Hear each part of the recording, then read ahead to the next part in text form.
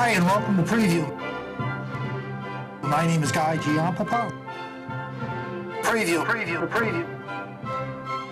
5, 4, 3, 2, 1, cue guy. Well, hello again, and welcome to another edition of Preview. I've got a great show for you today. You've heard of the new play that Speakeasy Stage Company is doing. It's called Men on Boats, and I have two people involved in that show. The director, Don Simmons. Yes. I'm sorry, I'm looking at That's all right. Mal. And Mal, take credit where credit and Malney. Did I say that right? Mal-me, you were very close. Okay, But I'll take all right. whatever you call me. That's Well, fine. to both of you, welcome to the show. Thanks for Thank having you. us. Thanks for having us. You're quite welcome. Since I haven't seen the show and I don't know anything about it, Jim Torres was nice enough to give me some questions to ask you folks. So if you don't mind, I will read the questions. We'll try and answer them as best we can. I know, Okay, and then later we'll talk No to Jim promises. Torres. Okay. Don, you're first. Ta-da. All right. Are you set? Here we go. Okay. Tell us a little about the show Men on Boats. The story is based on an actual expedition. Is that correct? That's correct. The 1869 expedition of John Wesley Powell through the Green and Colorado rivers. And it gets quite perilous, quite harrowing as we go through. Okay. Mel, tell us about the character you play, Old Shady. Yes. Who was he and why did he sign up on this journey? So Old Shady was John Wesley Powell's brother. Yeah. And they both were in the Civil War together and served and went through a lot in the Civil War. Well, I think everybody who served in the Civil War probably went through a lot of gruesome, horrible things. And I think that experience, if it hadn't already, really bonded them in the relationship as brothers. And so I can't imagine John Wesley Powell going on this expedition without Old Shady wanting to jump in and be part of the mission and to support his brother and help him succeed. Don, how about there were some other men on this expedition. Tell us about that. There's another set of brothers, the Howland brothers, OG and Seneca Howland. There are William Dunn and Sumner, who are also in the boat with Powell, and they're sort of the right-hand men of Powell. We also have Hawkins and Hall, map maker, and Cook. We have Bradley, who is one of our youngest, 19 and spirited, who was also in the Civil War. To a degree, briefly. And Goodman, who is a bit of a tourist on the trip. Did I get everybody? That's 10 folk on this trip. 10 folks. 10 folks, yeah. And this is a true story. It is a true story. It was written by Jacqueline Backus. Tell us about her and how she came to write the story. So this story was a story that was close to her father's heart, and she had followed it. She went back and did reading on it, John Wesley Powell's journals, books on the subject, and decided to dramatize it in this way. I think one of the things that Jacqueline was interested in was finding a new way to tell the story and a way to get other people involved in telling stories of our sort of great American narrative, and then came up with a mandate for how this story should be cast. But I think it's something that it's one of those stories that has been near and dear to her heart. Yeah. And she did a lot of research on it to bring it to this point, to be able to know everything about these characters, to then take them and sort of expand on them and tweak them and make them greater, funnier, more clever. And we hope, because it shows cast completely with people of color, with non-white, cisgendered men in it, that people may see a history with a new lens, and that may inspire them to. I mean, it's inspired me to look into narratives in our history that we don't hear about at all. Yes, So. Now, this is the Boston premiere of the show. It is. Has it been shown around the country, It's, to your knowledge? It is enjoying a little bit of a life outside of New York now. So it was also done on the Cape this summer. It's been in several other cities, and I believe it is continually touring. There are a couple of new productions that are popping up as we go. So I think the show's got legs. I think it's gonna have a lot of life. Well, we're getting a workout with our legs working on the show. I'll tell you that. You'll know. Sorry about that. No, it's good. Sorry, It's not all sorry. good. It's all good. It's all good. Well, Dawn, in her introduction to the play, the playwright stipulates that no male actors should be cast, even though all the characters in the play are white men. She specifically instructs that you cast only racially diverse actors who are female identifying, trans identifying, gender fluid, and or non-gender conforming. Why do you think she made that choice? Well, I think it's a little bit what we were talking about, being able to see American history through a new lens. That all of the people that she names were people in the time, whether we were able to claim it or not, whether we had presence and visibility, not so much. So this is an opportunity, not to right a wrong, but to give a voice, let's say. It's not, you can't write something like that. True. You can only try to do better going forward. So by stipulating this, we bring new perspectives into this history, and hopefully for the audience, seeing all of these people, seeing sort of this multitude of experience and presentation, it opens your mind and you become curious to what the stories are of the people on stage, and hopefully will open you to wanting to know more about them. Yeah, but the performance, I mean, in performance, it's so immediate. It's live. We're connecting with the audience. So we're kind of all going on this journey together. And I think that can inspire people to think about history differently, and all those voices that didn't have a voice back then. And stories that we may not have heard before. In this day and age, how do you think the audience is going to react to that?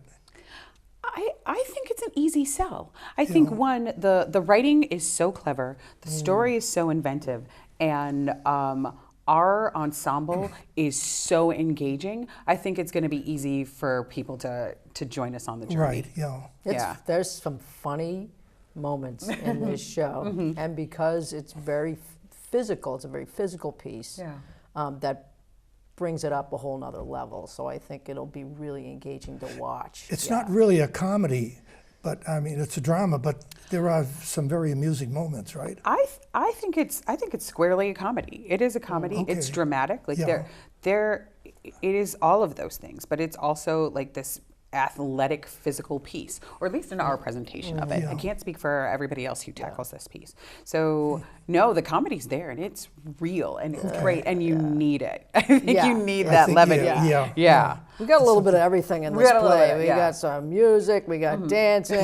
We do. You know, we got, we got a little bit of everything. Have some, we do. But it's skillfully, I think, masterfully paced, so that you get that little bit that you need right when you need it. Right. You get a song when you need a song. You get that physicality and the adventure of the boats when you need that sort of adrenaline rush. And you get a calm sort of, great, we're all gonna just take it down a notch moment right when you need it. Yeah, it's well paced. You've really done your homework on this, haven't you? Oh, thank you.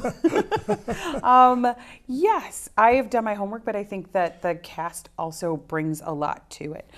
We have a really great assistant director as well, Sloth Levine, who's been fantastic. Like, we've got a great crew that is helping to tighten up this show.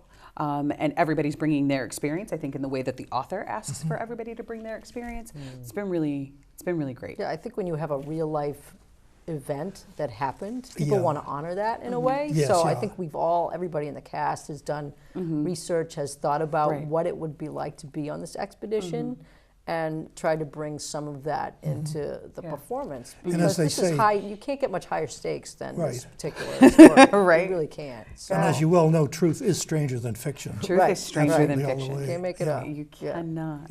Let me ask you this, Mel. As an actor, how has this casting requirement influenced your work thus far? Oh, in terms of casting a diverse group of people for the play?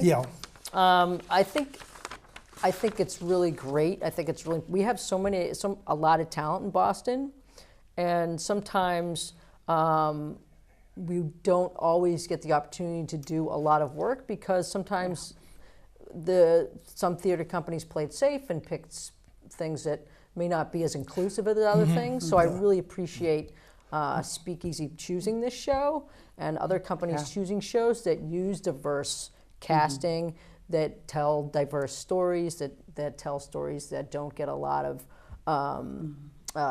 airtime. And so it's really important that we share.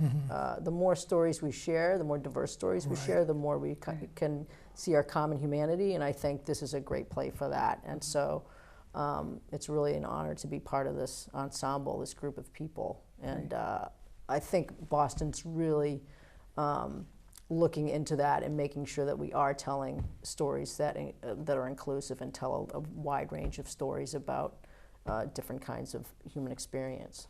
You may not realize it, but you just gave a great compliment to the Speakeasy Stage Company. Well, they're one of Boston's of great theater companies Yeah. and have been for many years, so it's an honor to work with them. Well, if you look back at their seasons gone by, you'll see how many awards they've received. Yes, for sure. Yeah, And but I think it's, for putting certain things at the forefront and for taking a show like this.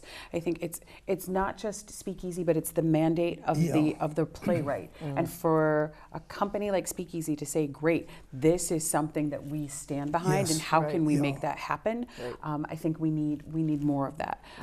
Companies that are interested and invested in that, in showing different kinds of stories and different kinds of people on their stages, but also for writers to help that, to say, if you are producing this work of mine, these are some of the things that have to happen. Right, have to be.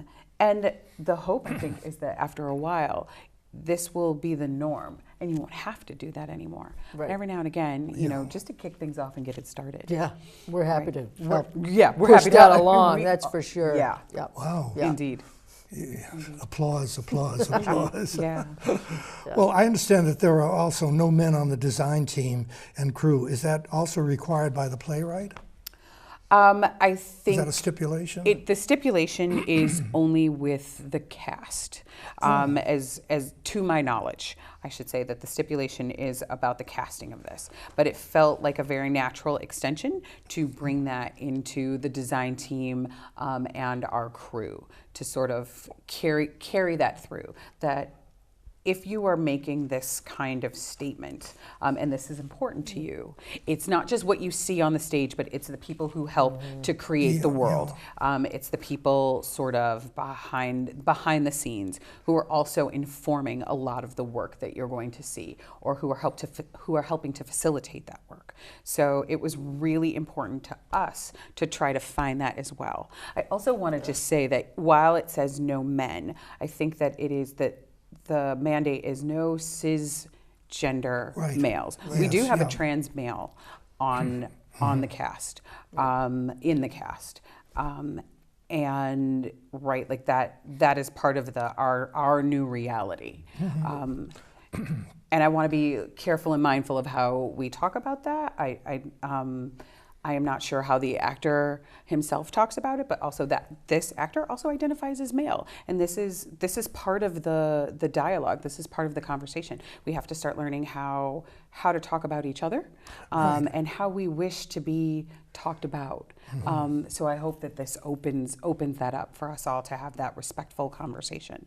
But I would hate for somebody to come and say, that's like you said, no men. Well, okay, let's unpack that. Right. Here's what you're seeing, and here's how we hope to normalize it so that we never have to have this conversation again. Right. But for now. Providing the space so everybody can claim their truth and Right. claim who they are and be who they are, and have everybody respect that is Yeah. That really was very important. well And I said. think that's an open. I like that. Yeah. Yeah, I like what you did. Yeah. Mel, Yes. why did you want to be part of Men on Boats? I think the good question yeah, is tell why us wouldn't why. I? Why wouldn't I want to be Men on Boats? Don wants to know. I want to know. I several months ago when Speakeasy was deciding on their next season, luckily I was asked to come in and just be part of the table reading, which was just reading the play so that the people at speaking could hear it out loud and Excuse decide. me, did you say last season? No, a few months ago. Oh, okay. Yeah. All right. And I was part of that table reading, and I just fell in love with the piece right from that moment, and just kind of crossed my fingers that I would get to audition for it, because I hadn't read anything like that before. It's got everything a good story, and theater's about telling stories. And Yes. this has got everything a good story has, but what it also has is this casting element, which I think allows us all to think about history differently, and to think about, like I said before, the stories that we don't hear. And I think that's really, really important. So to be involved in that is really powerful stuff for me. Yeah. When you went in for the audition, did you have any idea what this was all about? Yeah, because I had read the play, but Okay. but the wonderful thing is Dawn had us audition in a way that was different from other auditions. And how was that? Well, in a lot of auditions, you go in and you have a prepared monologue of Right. a couple minutes, and you Yeah. go in and you do the thing. This was, we had to prepare a 3-minute physical piece that was, you had to include these 3 things. We had to go for a waterfall, we had to laugh for 10 seconds, we had to lose an oar. So we had to come up with a 3-minute story and go in without any words, go in and perform this 3-minute story of us of being on a journey on a boat with those 3 elements included. And for me, like, that is the best audition opportunity, because I love anything physical in terms of auditioning. It's such a treat to get to go in and just craft something like that. And so that was really, really fun. Really Spoken fun like a and really true different. actor. Yeah. Really, really fun. And I hope it was indicative of the kind of work that you Yeah. were going to be doing in Yes. rehearsal. Like there's Right. wait, I'm making up my own monologue. I'm Yeah, making up yeah. my own audition Yeah. piece. Yeah. Yes, and this is a little bit of what you're going to see here, so that we're going to craft some things together. Yeah. So it was really great. Yeah. Mouthpiece was delightful. I believe you kept getting the splinter. Yeah. It was my Yeah, favorite. yeah, It was a favorite. Just like each actor who came in had just some little piece of magic that let us know what character they were. Right. And many without having read the script. But there were just these little quirky things, these little personality things that helped us sort of figure it out. Right, great, you go here, you go here. It was yeah, it was one of the it most was magical for fun me. processes. Really? Yeah, it was a lot of fun. Yeah. What attracted you to the project? The physicality of the piece, the language, and the idea that we could bring different people into the adventure narrative. Right, I am a person who grew up on Die Hard and Raiders of the Lost Ark, and yeah. like all of those sort of adventure films. But it's always like with this captain male protagonist, and it wasn't until like much later where you had maybe a Tomb Raider, based on a video game, where you finally have like a badass chick, and the idea that there are so many more of us who want to be able to tell that story and have an adventure, and now you're giving me you are giving me permission, which also, the writer has taken this narrative and said, I'm taking it, I'm giving it to these people, and it encourages me to do the same. I don't have to wait for somebody to give it to me. We're going on an adventure, all of us, who would not ordinarily be invited to tell this story. We're going to do it, and we're going to have fun, and you're going to watch it, and you are going to have fun with us, and you're going to put us in that place of the hero. That was exciting to me. Yep. Oh, you're making me excited now. Well, you're gonna. Oh, yahoo! That's why we're here. Then it's working. Right. It's working. But when you came on to do the show, were there other people involved? I mean, that wanted to direct the show? How did you get the job? That's a great question. She's awesome. I'm sure there were. Brilliant. I had I had talked to Paul Daniel Oh, and great. just asked. That guy's magic. He's magic. He's more than magic. He's more than He really magic. is, yeah. But it was really nice too. I sent him an email. I was just like, I wonder if you would ever consider working with me. Would you ever like to work together? And he sent me an email back just saying, I was actually thinking about you for something. Can we talk about? That's can how we talk things about this? happen. Right? Like just kismet. Right. So I was super excited to hear that he has seen my work, that I'm somebody that might be on his mind, and then he emailed me the script. And I read it, and like that day, that was it, right? Just love at first sight. Yeah. So you really didn't know Paul before that? No, Paul and I should say, I used to work for an organization called Stage Source, and I now work at Stage the Source. Boston Center for the Arts. Right. So Paul and Speakeasy, we have been in the same circle for many years. Yeah. But we all work together in passing. Mel and I have a lot of friends in common, so I think we've known each other for quite some time. We're both on the board of Stage Source currently. Yeah. Oh, okay. I mean, yeah, because we've been around for a while, and so eventually. But that's these great. things- I mean, it's you just don't do one thing. I mean, you guys have really gone all out. That's what I love about the Boston theater community Yeah. is it is the perfect size to really get to be a community, to get to know it's a one big another family. and work together and collaborate in a variety of different ways. And for people to get to know what you can bring to something Sure. and get the opportunity to do it. It's Right, like tremendously I think, like through fun. Stage Source, we all get to know each other. When you're on the BCA campus, like you see Paul Daniel walk by, like on the daily. We see, like I see Jim Torres all the time. So like these people, they're in your world, and you have side conversations, and then you hope that they see your work at another organization. You hope that they are interested in you and that you're sort of in the back of their mind. And to find out that you were, I think was really fantastic. That's You know, pretty outside of New York, I don't know of any other community that's so involved in theater the way Boston is. And the theater community is one huge family. Yeah. Is it like that anyplace else? I've only lived here, so I can't really speak to that. I mean, but I feel that love here for sure. Yeah. I feel that love here But for it's sure. a wonderful thing, isn't it? It is. It really truly is. Yeah. Well, let's get back to Men on Boats. Let's see now. Love fest. Give me a hug. Let me ask you this, Don. How would you describe the tone of the play? Is it camp, comic, or farce? What would you say? I would say it's comic. I would not say that it's camp. And I wouldn't say that it's farce. I would say that it's fantastical. I think it's imaginative and fantastical, and comedic. Like you go through that roller coaster, but there are those moments of magic, those moments of stagecraft that just I hope delight. But I think it doesn't hit camp and it doesn't hit farce for us. Like Okay. it dances the line of them, but it doesn't hit. No, it's something else. It's something else, and I think that You're just gonna have to see. you're gonna have to see it, and the world will create a new language for it.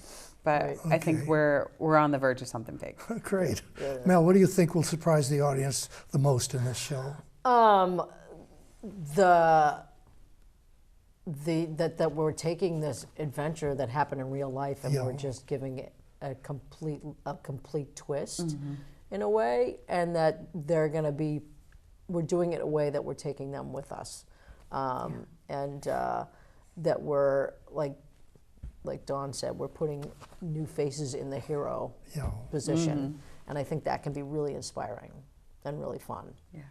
This is so unusual. I mean, I don't know of anything else in theater that's been similar to this. It's like this is a first. We hope so. We hope so. I like being. It has to be first, isn't it? Right. Yeah. There's a whole conversation with Bradley, like we didn't discover it first. I mean, we're not here. We're not the first ones here. So it'd be really great if we Probably, are part of this first. That would Okay, be- Don. During the show's New York run, many critics compared Men on Boats to the blockbuster musical Hamilton. Do you think that comparison is valid?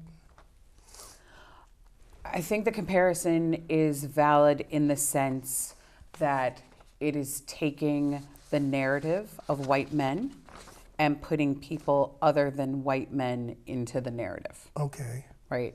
That there is a mandate on the casting that reflects America today, and brings them into history and storytelling. And I think in that it's similar, but otherwise, no. Yeah, I would agree. Different story. Yeah, different, very different. We will remember that this show is historical. I mean, it's something that actually happened Yes. in real So life. so then So, I like guess I stand Hamilton. corrected. Like Right. Hamilton, Yeah, that the did same. that was also that So was two true- things. Two things. Two Exactly. things. Two Okay. things. All right. All right. Okay. Two things. Mel, do you think the show, by using a cast of diverse non-white actors, asks the audience to look at history differently or with fresh eyes? Oh, absolutely. Yeah, absolutely. You think so? Oh, without question. I mean, I think that's what I love about this piece is it does it in a way that's not finger pointing or didactic, or we're taking everybody on an adventure, but we're doing it with different people that were there, as Don Okay. said, in history, that didn't get their stories told, and now we're incorporating all of that. So maybe that will open our eyes to Hopefully it will. know more history of more people than we have in the past. It's been Okay, well, we're running out of time. Oh, no, I'm we're having sorry so to much say. fun. I know But we're all I'm- goofus. It's been a real pleasure having both of It's you been on the great show. to have. been great. to And be I here want with you to know that I will be in the audience on opening night. The show opens on September September 8th, I believe. Yep, September Okay. 8th. Oh, if you don't know, we're I in know. I'm like trouble. we're in trouble. Like it opens when I say. Yeah, you might want to bring a Dramamine. That's all I'm saying. Thanks to both of you for being on Thanks, the guys. show. Thank you. You bet. Thank you. Well, that's our show for this time. I'm sorry we could go on any further. My name is Giampapa. We'll see you next time on Preview. Bye-bye.